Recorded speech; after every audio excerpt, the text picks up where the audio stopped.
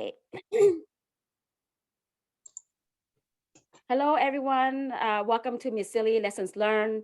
Today, I have the pleasure of having one of my amazing students from, I don't know how long, Arturo, like what? Is it 10? No, Arturo, years, 12, 13 years ago.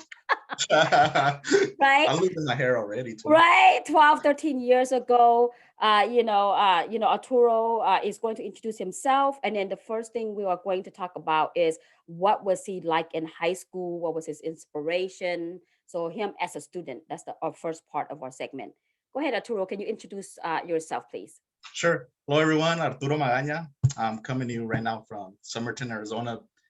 Just to give you an idea, that's Southwest Arizona, right on the border, 5-10 minutes from the border. Just a little bit about myself. I grew up here in Somerton and also very closely in El Golfo de Santa Clara in Sonora, Mexico, which is about an hour from here. That's where my mom's from. So I think that experience shaped me individually as a person. I think I share that with a lot of people who grew up in this area on the border, that cross-border thing. I think education was particularly important to me, my family, my brother, my sister, because of the people around me. And I think generally a lot of people, Chicano people, Mexican people, that they feel like the same way. Education is a way to change our material conditions moving forward, because we're first generation, parents grew up in another country.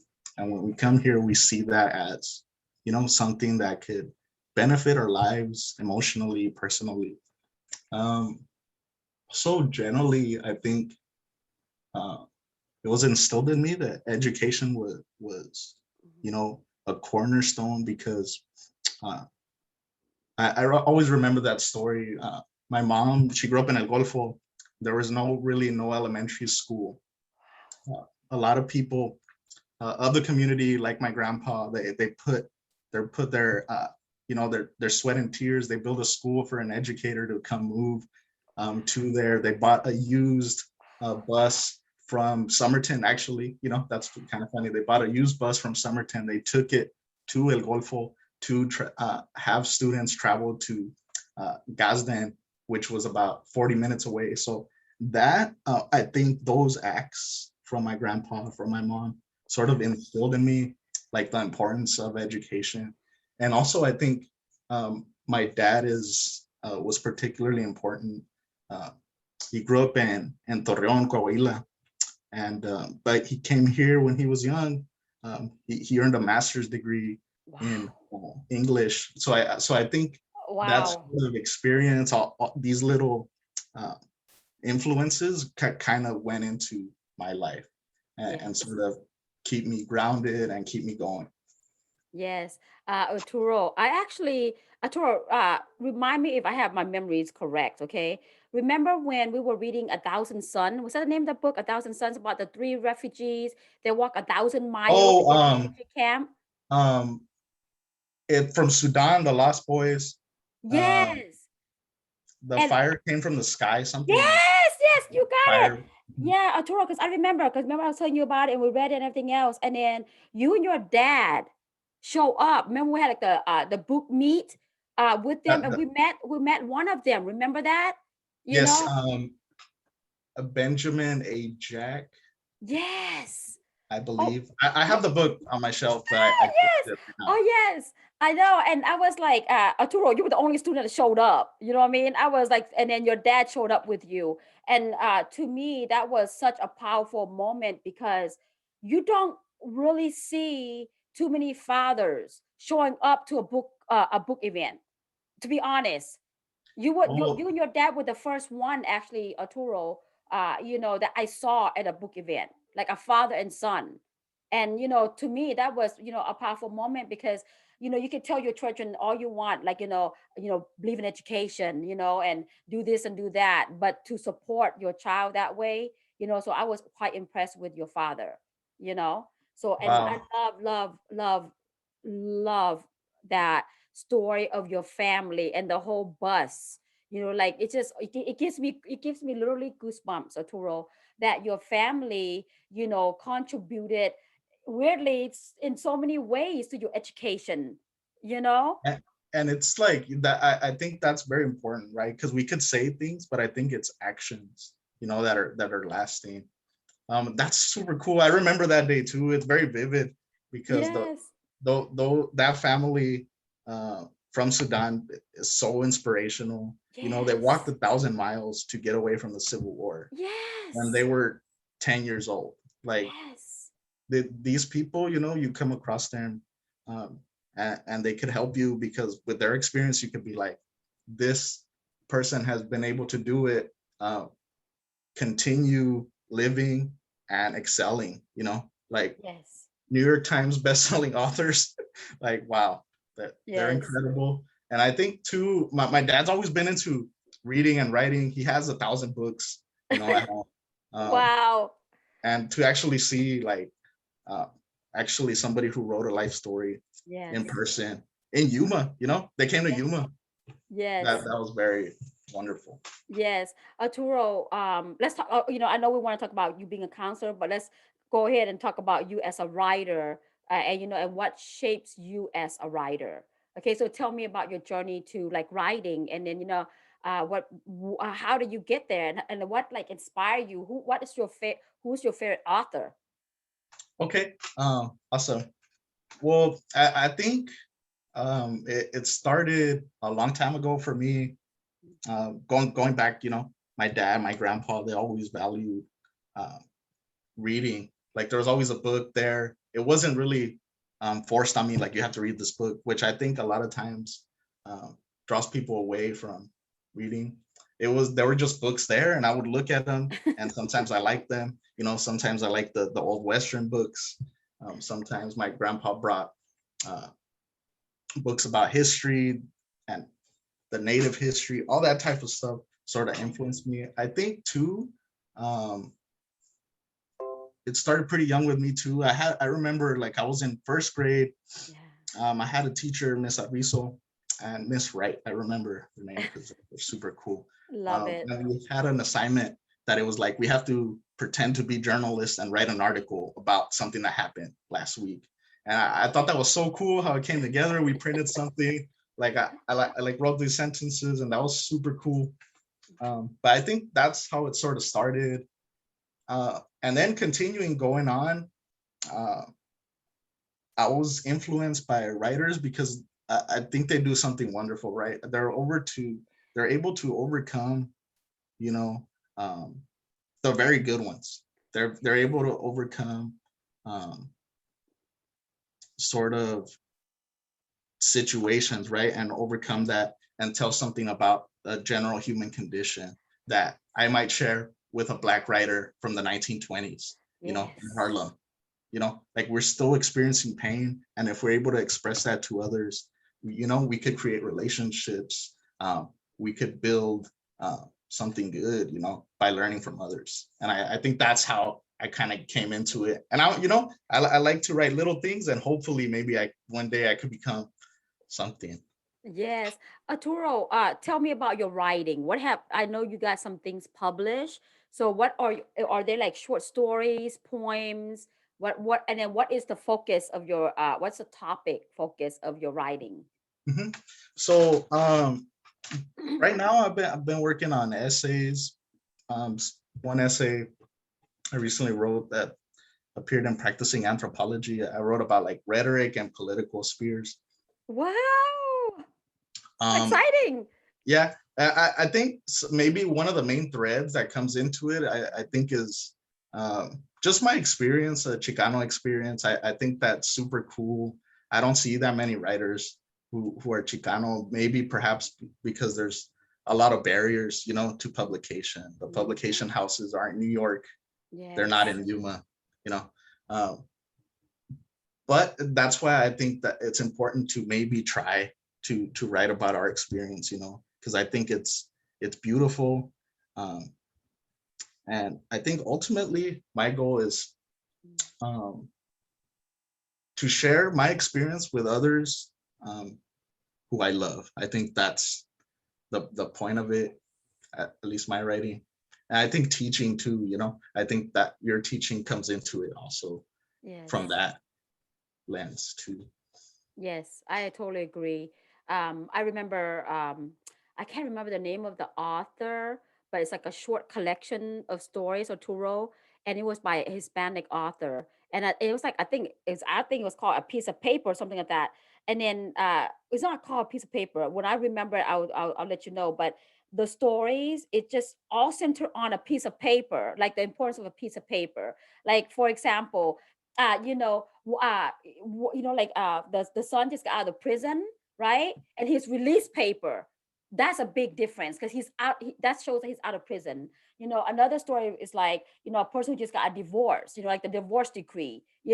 So I never thought about the importance of a piece of paper until that author. The way he wrote about all this experience. Like the how when the son got out of prison, he goes back home and everything else. And like, look, we pick up a piece of paper every day, but we don't even see the importance of it because this piece of paper could be turned into anything.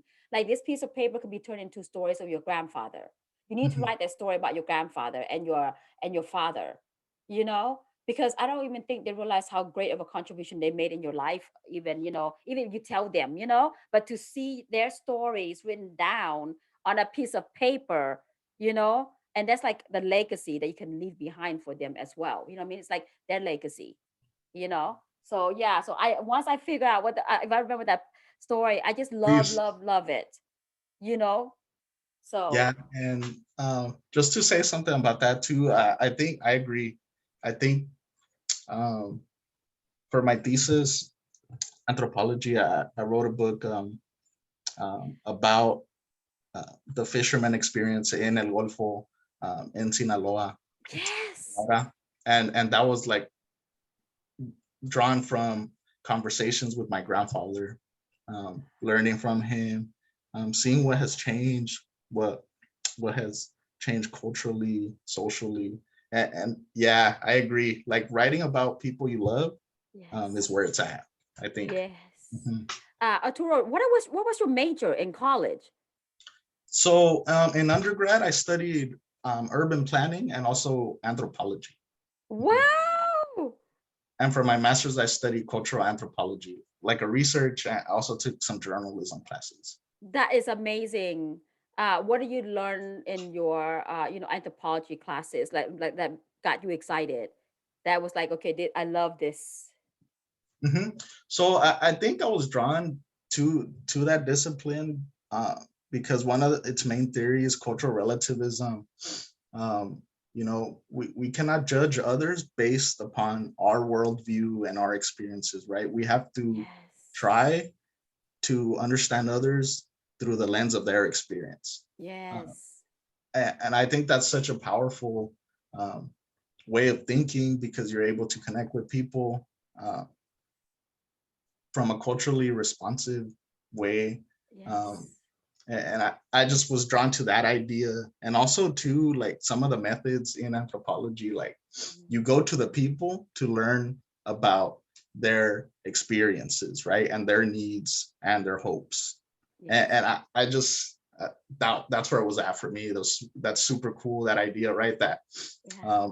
we learn by uh, with a willingness to be considered foolish, right? Like we Yes. learn by being foolish and learning from others and listening to them. And I think that's all tied into anthropology, the best of anthropology, and that's why I was drawn to that. Yes, I love it because I took some anthropology classes too in school, in college, and one of my anthropology teachers, she actually lived with like the tribes in Fiji for a year, and she had, I had, like those circular slide, with the little, Oh yeah. you Mhm. stick it in the little machine, and then that's how she shows the presentation. And I was so impressed with her because she actually lived with them to fully understand. Like look, we can, you and I, just like you put on your glasses, you see better, right? That's like a cultural lens when we like have Mhm. knowledge of the group. It's like putting on a pair of glasses, we understand, but doesn't mean that we don't have to really fully apologize when we don't get everything about that group, because we're not them. We can try to understand, but we can never be them. you know. So I love that. I love that you went to anthropology because it's so interesting, you know, and it's ever, you know, changing, you know, especially like, you know, with your experience of your family and also like living in the border, you know, close to the border. And there's like so many, you know, share experiences that I think, you know, is worth talking about. And then, you know, Arturo, how many Hispanic you know, anthropologists do we know, right? You know, that's your age, you know. So I think it's like, you know, you probably more than likely, I think you are a good role model when they look at you and say, wow, look, he Oh, can do thank it, you. you That means know. a lot to me. Yes. Toro, let's talk about being role model. Okay, let's talk about counselor, your role as a counselor at the college. What do you think is the most satisfying part of being a counselor? Why is being a counselor at the college level so important to, you know, the communities, minority communities, and all communities? Why do you think that is so important? Yeah, that's interesting. I think it's super important, right? Because at least for me, like I'm able to help people that look like me, that have had the same experiences. You know, I think um, we might not really be able to know about others. You know, the best we could do is think they're like us. So if students are like me, I could help them Right. by just saying, I think just saying little things are very important, right? If a student wants to study medicine, but they have heard that it's difficult, you know, they have heard from professors, it's better to be a nurse, you know, instead of a doctor. But if they want to become a doctor, why are we saying that it's better to become a nurse, right? Um, Yes. and I think personally, in my experience in school, that happened to me various times. And if I could be somebody that works against that sort of narrative that you cannot do something by saying like, oh, that's awesome. You want to go to the U of A to Tucson to study veterinary science. That's super cool. Like when you're there, you should go to this restaurant because it's right next to the school and they have good burritos, you know. Yes. So just like a little comment like that sets uh, somebody towards something positive, and Mhm. I think it could make all the difference. Uh, Yes. and inversely, you know, a negative comment like, "Why are you going to study medicine? It's very difficult." Like that could also have negative consequences. And if we could work against that, I think that's where it's at. Yeah, I agree with you, Arturo. Like I had shared with you my experience with, you know, high school, you know, and how even though being, you know, up there in the top, you know, of my class with all the, you know, community services and, you know, national competition, I never once had a counselor tell me, Anderson, you should get this scholarship. You should apply this. Let me help you. That word, Arturo, let me help you. Um, and really mean it. You know what I mean? When somebody say, let me help you, like before you even say those words, let me help you, are you willing to go through like every steps to help that child? Don't just say let me help you and then you know and that's it. But are you going to help them fill out the FAFSA? Are you going to help them get mental health? They need mental health, right? Because sometimes they Mhm. need everything from from you because they have nobody else. Arturo, I know you said you worked with international students before the pandemic, right? Mhm. Like some like where are the international students coming from to AWC when there was, you know, So there's a lot. Surprisingly, there's a lot of international students. yeah. Um, a lot of them are athletes. You know, the baseball team. There's a lot of students from Dominican Republic, which is super cool. You know, Yes. I think I'm able to relate to them with Spanish. You know, baseball too. I'm into baseball.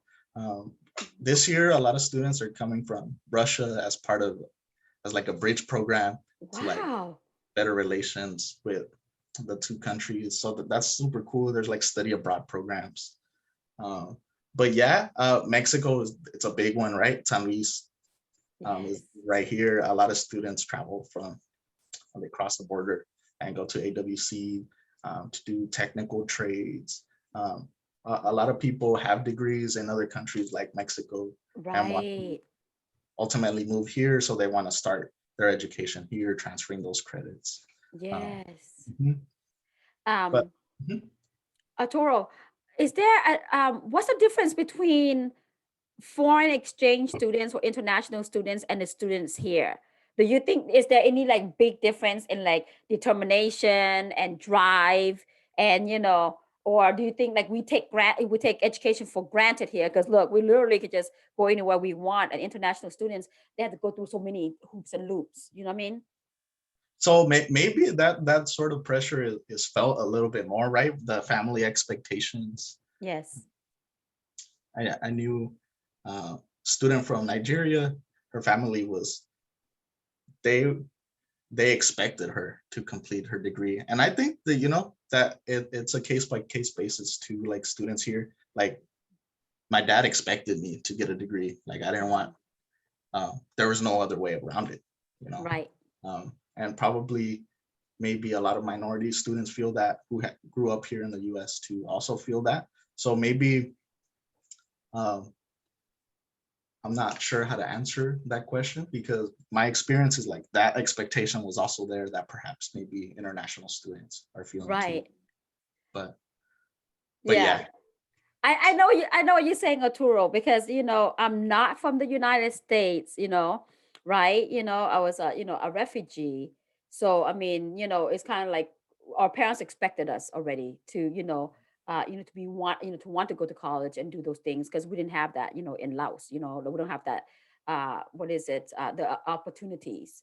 So it's in a way you can connect with the international students, with that, commonality, Arturo, what advice do you have for other minority students in regards to writing or to school, or like, being successful in the future? What advice do you have for them, being a minority ourselves?